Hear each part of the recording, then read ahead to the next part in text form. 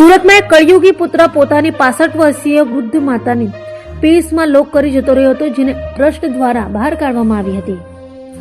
સુરતના વેલેન્જર સિટીધામ સોસાયટીમાં પુત્ર માતાને ઘરના પેસેજમાં લોક કરી જતો રહ્યો હતો.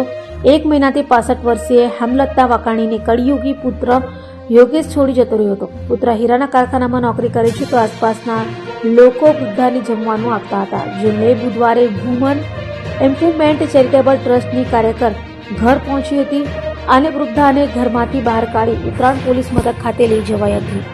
ઉત્તરાયણ પોલીસે પુત્રનો કોન્ટેક્ટ કરી બોલાવ્યો હતો, તો પોલીસ સમક્ષ પુત્ર યોગેશે કહ્યું હતું કે ઘર લોન પર હોય છોડીને જતો રહ્યો હતો.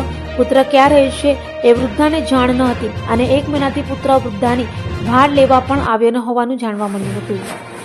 Chetnaben Savaliya woman improvement charitable trust ચલાવું છું ને શામધામ ચોક નાના વરાછા રહું છું. પણ અત્યારે અમે આવ્યા છીએ વેલેન્જા ઉમરા સીડીધામ સોસાયટીમાં. ત્યાં એક બાને એનો તો છોકરો પૂરીને જતા રહ્યા છે. બહુ ખરાબ હાલતમાં બા છે અને એને આજુબાજુ વાળા જયારે જમવાનું આપે ત્યારે જમવાનું મળે છે, બાકી બા બહાર નીકળી શકે એવી હાલતમાં નથી. બહુ બાની હાલત ખરાબ છે, એકદમ બે બાજુથી પૂરી રાખેલા છે. અમને માહિતી મળી એટલે એની સહાય માટે આવ્યા છીએ.